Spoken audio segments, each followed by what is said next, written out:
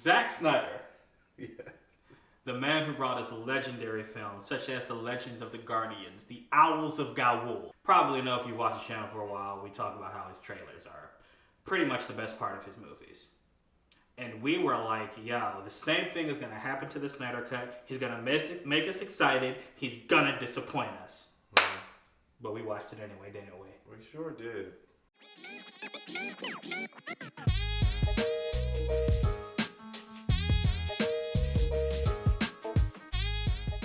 Hello, welcome back to the couch. Your boy Sam. It's your boy Jovi. And today, Jovi, what are we talking about? We're talking about the good old Snyder Cut of the Justice League film. That is correct. The Justice League Snyder Cut. Just a little bit of background in case you're one of the few people who hasn't been on the internet in the last 4 years. Mm-hmm. The original 2017 Justice League, Zack Snyder had started doing it. But then due to a family tragedy, he stepped away from the film and Warner Brothers replaced him with Joss Whedon, who finished his film and also changed it. Mm-hmm. 4 years later, Zack Snyder got $30 million from Warner Brothers to finish his vision of the film and released it on the streaming platform HBO Max. It just came out last weekend. Yep. It is 4 hours long, and man, was it good. Wonderful 4 hours. Alright, so we're going to get right into it. Jovi, I actually want to switch it up just a little bit. Let's give our review of the film right now, and then we'll talk about everything else. Okay. But while we're giving our review, there's something I want to consider. I want you to consider. Right. Alright. Is this film, let's say I had never seen the 2017 version, okay? Would I have liked this film on its own? Does it stand on its own merit? Or is it a film you only like because it's so much better than the 2017 version? It's a fair question. So when you give your review, I'd like you to talk to both. Okay. So why don't you go ahead and go first and just tell us, As a standalone film, by itself, regardless, I thought I was watching a new movie. So, for me, that doesn't matter. It really felt like such a different movie, and I didn't even think of the first one until I finished the full 4 hours and was like, hey, that 2017 was trash. And I'm sorry, you know, Joss Whedon had a big responsibility and he failed. And for me, I'm not a director. I don't know what that feels like getting somebody else's project. But going back to my review, I thoroughly enjoyed the pacing, which we both thought was gonna be trash. I thoroughly enjoyed the character development and the special effects. You know, that's my thing. We'll get into all of that. So for me, yeah. I mean, am I giving my TVs? Yeah. I'm giving this joint. We don't have a visual for it yet. A 4.75. Okay, so 4.75. 4.75. We're going to touch on everything you just said. Yeah. I don't really have much to add. Just so you know what I thought of this movie. If I had never seen the 2017 version and I watched this, I thought there was still a lot of stuff we're going to talk about stuff I disliked. There was a lot of stuff that was pretty cool about this movie. Yeah. There's some stuff that's still a mess. There's definitely some things. But I actually think this movie deserves a 4 out of 5. Okay. The 2017 version, I'm just gonna rank that by itself. Okay. The 2017 version, if I had just seen that, I was it's okay. It would have been a 2.5 out of 5. So this one. So let me give you my 2002. A 2? Straight up, I did not enjoy that movie. I did not enjoy it at all, and it made me very upset. So I think the progression of this video, we're gonna talk about. There might be a portion at the end for what I'll call Whedon bashing, but Jovi, I think switching it up a little bit. I think I'd actually like to start with the visual effects first. What did you? So Snyder got $30 million. You took the words out of my mouth. I know where $30 million went. Yeah. So let me start this one real quick, y'all. So we were talking about how WandaVision was $25 million an episode, right? Yeah. And we were wondering. I mean, I'm not trying. WandaVision was excellent. Let me say that. But I'm just saying, you know, for some of those episodes, you're like, where'd this $25 million go? Yeah. Oh, and this, the $30 million, I wouldn't be surprised if it all went to Steppenwolf. Like, let me start my Whedon bashing now. Steppenwolf off the jump. Like, the Steppenwolf we got in 2017 looked so bad. It looked like a college student's submission. It was somebody's like, portfolio review. Yeah, it was like it was like really bad cosplay. Like, I just need to understand how. Like, I can't believe that this version of Steppenwolf that we saw in the 2021 version was the one that was always there. There's no way Joss Whedon saw this dude picking up horses, throwing it and flexing arrows out his chest or whatever, and was like, nah, I don't want that. Armor constantly moving through the entire thing, like any scene you could see. Yeah, there's no way Joss Whedon saw that and was like, oh yeah, I don't want that. I want this other thing that's way worse. And again, that's another thing. Like, there are certain things that happen that I don't understand why Joss Whedon changed them. Yeah. Like I mean, it's a few seconds. Like, they're different takes. So clearly someone went through Joss Whedon's thing and was like, we have a better take of this, and we're going to use that. So it's just like, yo. These were all, you know, you have what? Hundreds of takes over exactly. And over again. Yeah. So it's like, well, why did you pick? I really can't fathom. I really don't believe that Joss Whedon saw this and changed it. I have to believe he picked what he thought was good and didn't see the other takes or something like that, because it doesn't trying make sense. To give him the benefit of the doubt. Again, I'm not a director, and I never will be able to say that I could handle what they asked him to do.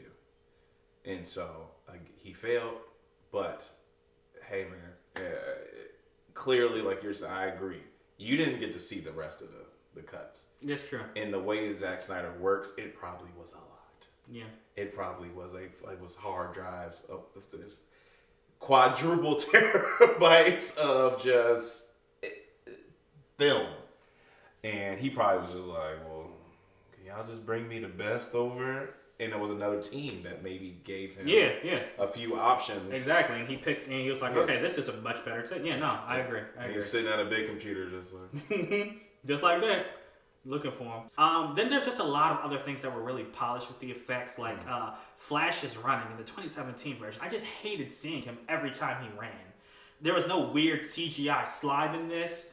That was really bad. I made sure I watched this film on the best TV that we have at the house, so that I can get the frame rate and everything was perfect. And you know, after watching Wonder Woman and watching this, and how people just did not move the right way, it tears me apart to think that y'all must have put a lot of money into just motion. How bodies fell. Yeah, like they're falling, like them falling off horses in the background. It didn't look like a fake little person bouncing or anything like it. It looked so real. Yeah. Like that beginning scene when he's fighting. I mean, that scene alone was just much better in this movie. Yeah. And to your point, like, I don't know, Zack Snyder must have like pictures or blackmail on someone, and he doesn't let them work on any of the movies. Because Wonder Woman 1984 did not look like this. No. And he's using footage from 4 years ago and had $30 million to work with.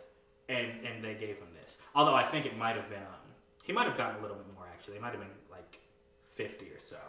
But in any case, the effects, just everything was better. Wonder Woman was better. Like, I mean, there's a scene at the beginning where she saves children from terrorists. Yeah. And the way she moves in that fight compared to the 2017 version, it's just like, yo, why did you change this? Yeah. Like, the effects were so much better, yo. And it was a lot more brutal. I mean, I think I love that. Again, it's the movement for me. You know, I'm very particular about that. If it looks fake, if it's blurry, I don't like that. And of course, we don't know what a superhero looks like when they move, but we can put it together where it looks like a blob floating across the screen compared to an actual human being doing. I mean, the Wonder Woman scene is perfect. Her flying to each person and knocking them out. Yeah, man. Like, that was just crazy. Like blocking shots, like everything, and it's just CG. It's not. That's real quick. There's one thing Zack Snyder does that kind of bothers me, where he overuses it, and that's the slow motion. Okay. So it's like I thought I was the only one. So it's like that's the one criticism I'm gonna have, and I'll get to this I was gonna save this for later, but this movie is 4 hours long. Yeah. If he takes out slow motion, this could be a 3.5 hour movie. Like no lie. Like there's so much of it.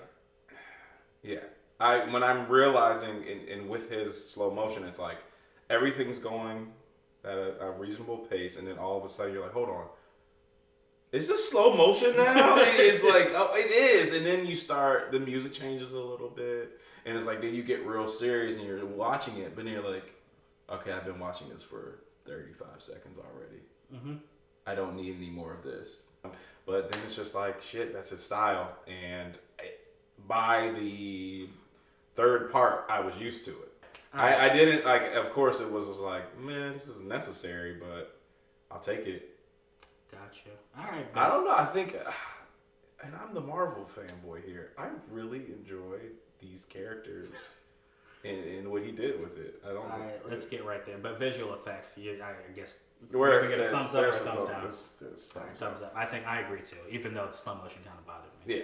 So let's move on then to the plot of this movie, the plot and pacing of this movie.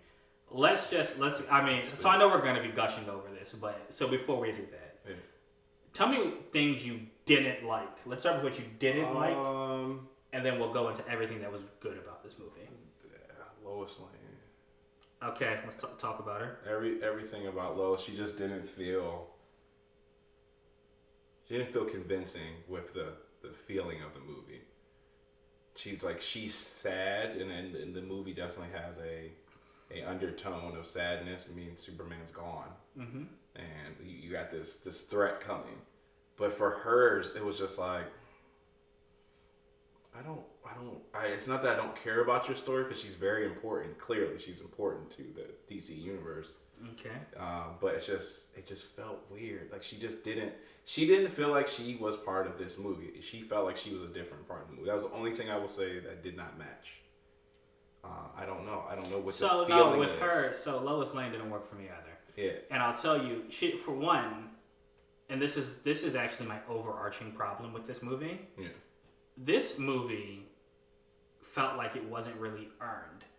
So this movie starts with the end of Batman vs. Superman, similarly to how Batman vs. Superman started with the end of Man of Steel.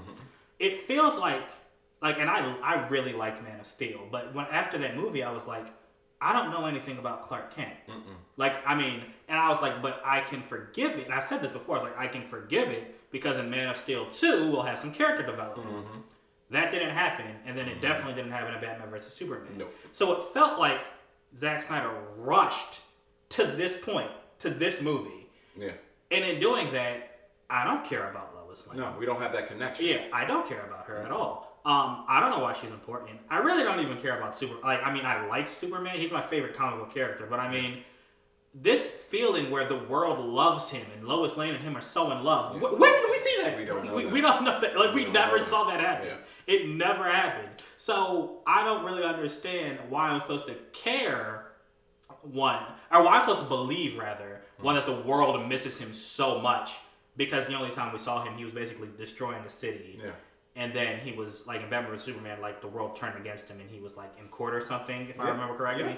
But it's like, can you show me him being, him being the symbol that he is? We never saw that in these movies. And maybe Zack Snyder just expects us to know Superman but that's the problem. Like, you gotta show it, bro. Like, if I don't know anything about him, I'm not gonna care about Superman. And he's supposed to be like the anchor of this entire trilogy of films or whatever. Yeah. So that's like kind of so to circle back, Lois Lane, every time they showed her, I kind of wanted to fast forward. I was like, I don't care. Yeah. Like, I know you're sad, but I don't believe in your sadness, because I don't know I don't know why I should believe you're sad, because Zack Snyder never showed me who you really are. Oh, and also, sorry, something that didn't work for me. The biggest waste of time in this movie, to me, and the epilogue scene. because while the epilogue scene may have been cool, Yeah. it lasted so long Yeah. for me. It lasted way too long, especially since we're not getting a sequel to this. Yo, the epilogue was like an extra 20 minutes, yo. I was like, bruh, when is this movie gonna end? Like, this was after the climax of the movie had ended. I was just sitting there like, but I love that, like, nightmare time and that idea that the world's ending. Like, I like the way the costumes look. For me, visually, I'm just like, oh, this looks real cool, and I would love to see the story that we'll never get. Right. But I was like, cool. Thanks for that. That was it. It was like, hey, thanks. Like, but I don't need it. I don't need to see it happen. Yeah. All right, let's talk about what we liked. And this is probably gonna be the longest. I don't know how long this video is gonna be. It's probably gonna be the longest section. But tell me what you liked about the plot. So I liked about the plot. The plot. Again, pacing. No matter how slow those first 2 hours were, it was like, I'm engaged. I'm enjoying the story. I'm not feeling like, even with the dialogue, I'm not feeling like I'm just being told something just to be told. Like, exactly. There wasn't like an exposition dump. It was like an actual story, which was the problem with the 2017 version. We're getting information thrown at us, but not in a story form. Yep. And it made sense. And then, we're going to go to like acting and stuff, but character development wise, and the opportunity to see these characters and these actors actually portray our favorite characters was really great. I'm like, wow. Who is your favorite? It's between Cyborg and Flash. Okay. So, Jovi, you took the words out of my mouth. Yeah. Cyborg and Flash in the first movie were completely forgettable. Oh no, they weren't in the movie. Yeah. In a sense, they were. Yeah. I kind of see, Ray Fisher, the actor who plays Cyborg. He's really mad at Joss Whedon. I kind of see why. Like, Cyborg he's really the star of this movie. You ruined my man's. If we're gonna go to like talk about him as an actor, you ruined my man's career when it comes to superhero movies, because clearly he did an amazing job. He did a phenomenal job. We didn't get to see it. We didn't know anything about it until this cut. Like I said, Cyborg is really the heart and soul. He's the star of this movie. He's the character we connect with. He's, we're learning about stuff through him. There's so much more of him. He's so important to the story. Oh no, so important. And I think that's why I say both of them, like character arc and to story wise, because at the end, if it wasn't for both of those characters, I want to get to that in a second, real quick. But also with the Flash, he again, we get to see him in Central City. We see him save Iris. Yeah, and now it's canon. There's no weird Russian family that he has to save in this version, so he actually has a job to do when they go to fight Steppenwolf in the final scene. And Steppenwolf himself, we talked about how he looks, but he actually is a character in this movie. Oh yeah. Now, I feel for him. No, I feel for him too. Yeah. He actually has a bit, and I know he's still kind of just generally evil, but at least we know, like, he's not just doing this and screaming for his mother the whole time, like he was in the 2017 version, which was really weird. Who recorded that? Mother! Yeah, like Mother! Like who did that? Who was like, go in the booth and yell mother? Right. But in this one we learn he actually failed Darkseid and betrayed him, so he was like banished. And everything he's doing is an attempt to go home. That's all he wants. He wants to go home. And if he succeeds at his mission, he gets to go home. So I really like that, and I like seeing him actually hunt for the mother boxes this time, rather than, he kind of just showed up where they were. We actually see him actually have to go figure out where they are and stuff. Darkseid is in this movie, though the marketing for this movie, it completely oversold what Darkseid does. He is equivalent to Thanos in Guardians of the Galaxy, where he's there, he's scary, and at the end when he's like, we'll use the old ways, you're like, okay, he's coming. He's coming. He's the threat, but he actually isn't really there in this movie, and he is really a generic evil bad guy. I want